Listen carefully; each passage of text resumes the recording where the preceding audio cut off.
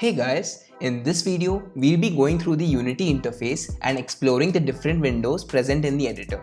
So let's get started. On creating a new project, you'll be presented with this layout. These individual components are called windows. You can reposition them as you wish. You can also move them from the editor and keep it as a separate window. Now suppose you want to go back to the default layout. You can do that by going to Window, Layout and Default Layout. You can also try out these predefined layouts or save the custom layout. Now that we are familiar with windows, let's look into the different windows that are available for us. First is the project window. It shows your assets and packages that you have in your scene.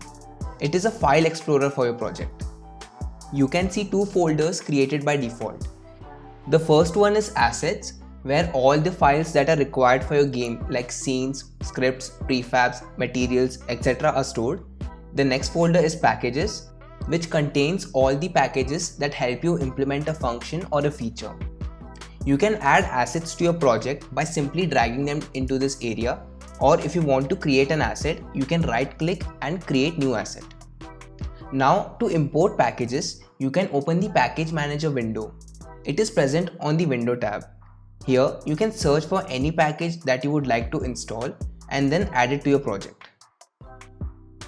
Now, if you want to add a custom package, you can do that by selecting Import Custom Package option.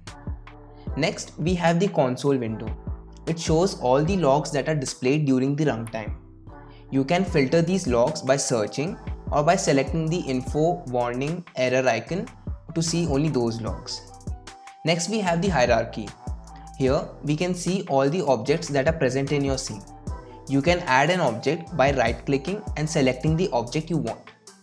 Next, we have the scene view. It shows you where game objects are present in the scene. You can double-click on the object to focus it. You can move and edit the objects as well. Above this, we have the toolbar, which helps you have a better control on the object. The pan helps you move around the scene. The move tools helps you move the object. The rotate tool rotates it.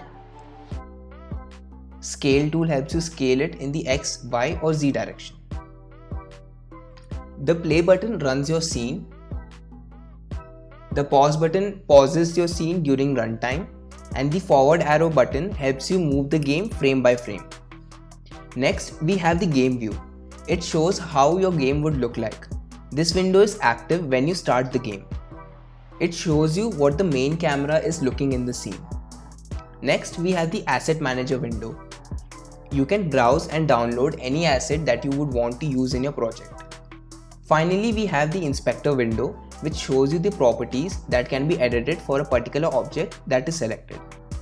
I hope you found this video helpful. Do like and subscribe to our channel for more game dev content.